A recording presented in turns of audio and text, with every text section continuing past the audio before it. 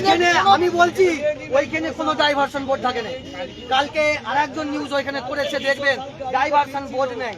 প্রথম কথা ভালো করে শুনবেন, একটা যে ডাইভারশন করেছে, রাস্তায় কাজ চলছে, কোনো লাইট নেই, কোনো লাইট নেই। আরে সিভিক তো দূরের কথা, কোম্পানির তরফ থেকে, পিডব্লিউডির তরফ থেকে কাউকে তো রাখবে তো ট্রাফিক কন্ট্রোল করার জন্য।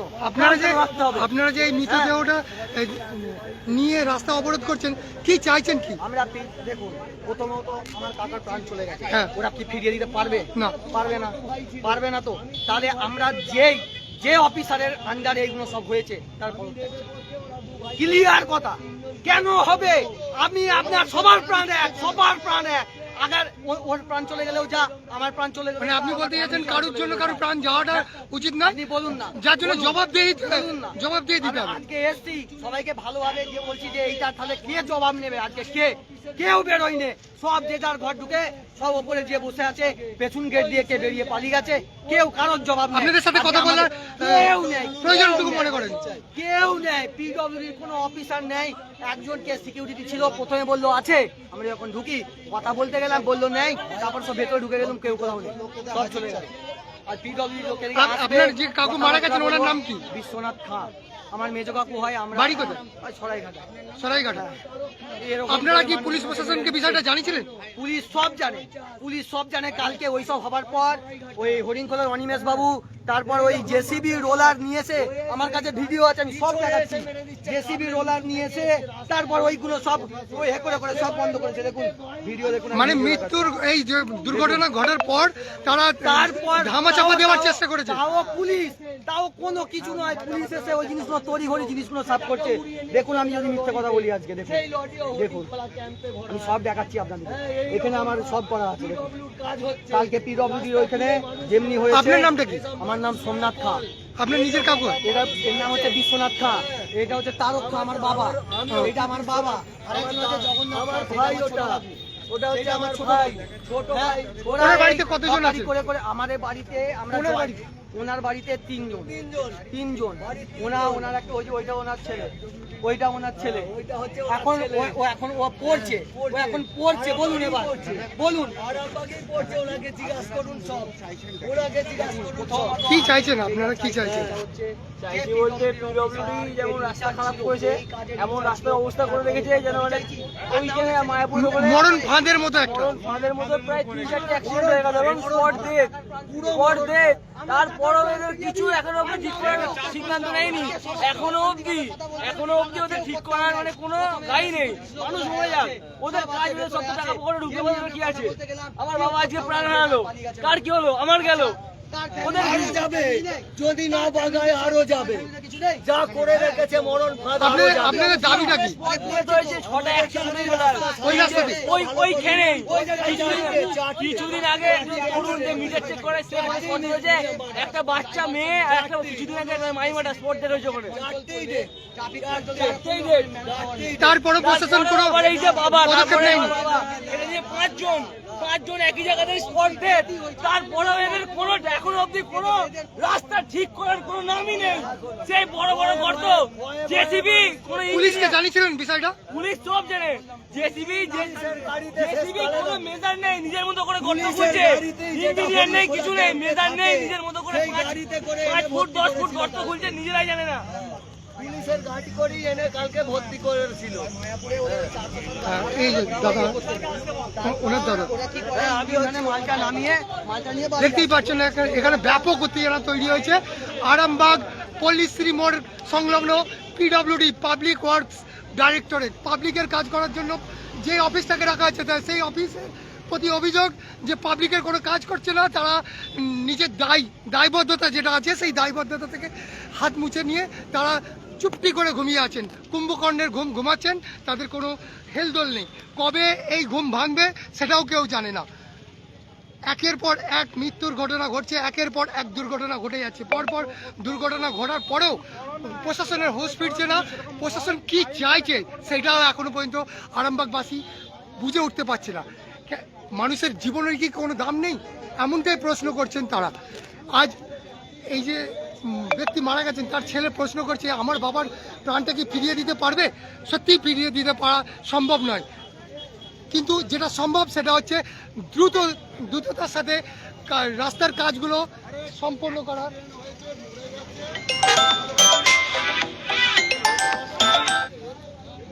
আপনারা দেখতে পাচ্ছেন সরাসরি খবর আরামবাগের পর্দায় public works directorate office of the assistant engineer. তারা দেখেছেন, শুনেছেন, বুঝেছেন, তারপরে জবাবদিহি দিতে হবে তাই কেটে পড়েছেন, এমনটাই অভিযোগ মৃতের পরিবারের আত্মীয় স্বজনের। আপনারা দেখতে পাচ্ছেন সরাসরি খবর আরামবাগের পর্দায়। এই মুহূর্তে আমরা একটু কথা বলার চেষ্টা করব। দাদা, কোথা থেকে আসছেন? আরামবাগের রাস্তাঘাটের অবস্থা কিরকম দেখছেন? হ্যাঁ, প্রতিনিয়ত অ্যাক্সিডেন্ট হচ্ছে। এই যে গুয়াহাটি মোড় থেকে বাসুদেবপুর মোড়ের দিকে যে রাস্তাগুলো মানে দীর্ঘদিন ধরে কাজগুলো পেন্ডিং করে রেখে দিয়েছে, আজ হবে কাল হবে করে, এই দুর্ঘটনাটা নাকি ওই কারণেই ঘটেছে। একের পর এক মানুষের মৃত্যু কারণ হয়ে যেটা দাঁড়াচ্ছে, সেইটাকে যত তাড়াতাড়ি পারে সম্ভব সেটাকে ঠিক করা উচিত না?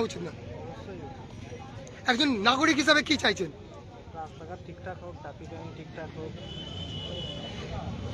এই যে পরিবার যার প্রাণ চলে গেল, তার বাড়িতে 3 জন সদস্য আছে, তারা যে এইটাকে পথ অবরোধ করে এই যে বিক্ষোভটা দেখাচ্ছেন, এটাকে কিভাবে দেখছেন আপনারা? খারাপ লাগছে। কি নাম আপনার? সুমন মন্ডল। কি করেন? ফিনান্সে কাজ। তা প্রতিনিয়ত এই রাস্তাটাকে ব্যবহার করতে হয়। অন্যান্য জেলায় তো আপনাকে যেতে হয় বোধহয়, শুধু আরামবাগের হুগলি জেলার মধ্যেই থাকেন। ধন্যবাদ আপনাকে। দেখছেন পুলিশ এসেছে, কিন্তু পুলিশের কাজ করবে আর পিডব্লিউডির কাজ করবে, কিন্তু কেউ কারোর কাজ করে না। সমস্ত এক ধরনের কুম্ভকর্ণের ঘুমাচ্ছে প্রশাসন। যতক্ষণ না একের পর এক মৃত্যু হওয়ার পরেও প্রশাসনের ঘুম ভাঙছে না। কেন ঘুম ভাঙছে না? কেন? প্রাণটা কি এতই সস্তার?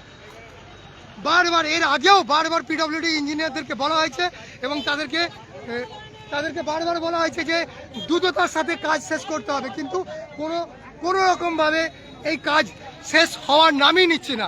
দীর্ঘদিন ধরে চলে যাচ্ছে, কেন শেষ হচ্ছে না, কিসের জন্য, সেই জবাবদিহিটা দেওয়া প্রয়োজন মনে করেন না তারা।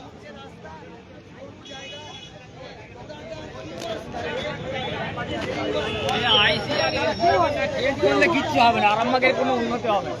রাস্তাঘাটে প্রশাসন কি কাজ করছে না? কোনো কাজই করে না প্রশাসন, পুলিশ প্রশাসন কোনো কাজ করে না। প্রতিদিন এই 4-5টা অ্যাক্সিডেন্ট হলো, পুলিশ কোনো কাজ করে না। ট্রাফিককে হাতে একটা লাঠি পর্যন্ত দেয় না, লাঠি নিয়ে সরাবে। ওই ট্রাফিকই যখন লাঠিটাকে ব্যবহার করবে, তখন তো আপনারাই বলবেন ব্যবহার করবে, একটা তো ভয় থাকে। এখন ট্রাফিককে মারতে যাচ্ছে। কোথাও কি যে মনে করেন যে জবাবদিহিটা প্রয়োজন তো আছে? কেননা এই রাস্তাটা দীর্ঘদিন ধরে মেরামতের নামে যেভাবে ফেলে রেখে দিচ্ছে, দীর্ঘদিন কাজ ঠিক মতো হচ্ছে না, রাস্তা পরিষ্কার নাই। পিডব্লিউ কি করবে? তারও তো টাকা নাই। একদিকে বাসগুলো বাস স্ট্যান্ডে দেখবে, একদিক দিয়ে আছে, একদিকে গাড়ি। আপনাকে আরামবাগের সমস্যা নিয়ে বিভিন্ন সময় মুখরভাবে বলতে দেখা গেছে।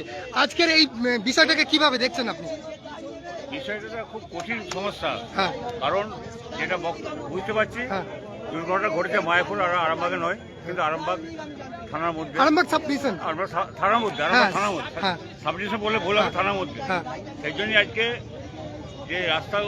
যেভাবে রাস্তাগুলো খারাপ হয়ে আছে বা যেভাবে রাস্তাগুলো আছে, তাতে মানুষ চাইছে যে রাস্তাগুলো পরিষ্কার হোক, আরো ভালো হোক। আর যদি ভালো হয় তাহলে মানুষ হয়তো।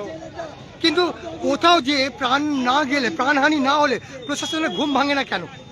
পুলিশও আসে দেরিতে, জবাবদিহিটাও ঠিক মতো হয় না কেন? এইটা কিভাবে দেখেন আপনি? এটা শুনুন, একটা কথা হচ্ছে যে আজকে উপর থেকে নিচে পর্যন্ত কি অবস্থায় আছে আপনারা ভালোভাবে জানেন। এই অবস্থায় কে কাকে পুছে না, কে গ্রাহ্য করে না।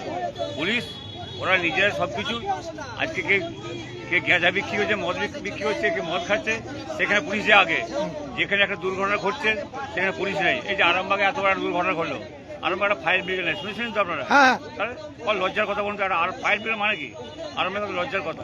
সেই লজ্জা আমরা বাস করছি। এরপর এই পরিবার যে বিক্ষোভটা করছে, এটা আপনার মতে ঠিক? প্রথম কথা হচ্ছে যেটা করছে ঠিক, আর ঠিক করলে কিছুই হবে না।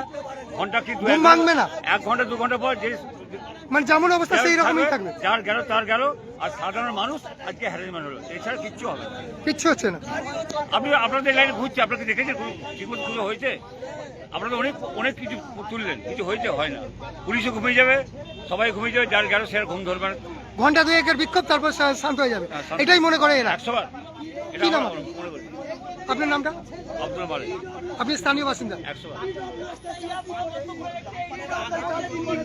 এদিকে রাস্তা ওইদিকে গাড়ি আছে, ওইদিকে বন্ধ করছে, এদিকে বন্ধ করছে।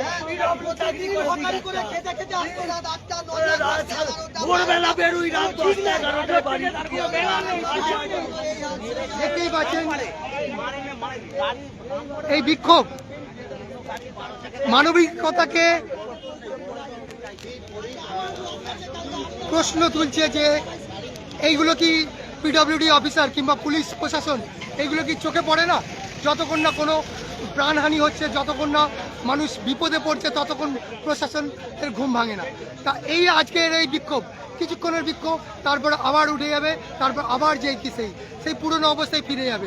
আপনারা কি মনে করেন অবশ্যই কমেন্টসে জানাবেন। খবরটি ভালো লাগলে অবশ্যই চ্যানেলটি ফলো ও খবরটি শেয়ার করে পাশে থাকুন। আপনারা দেখছেন খবর আরামবাগ, যে কথা কেউ বলে না, আপনার পাশে, আপনার সাথে।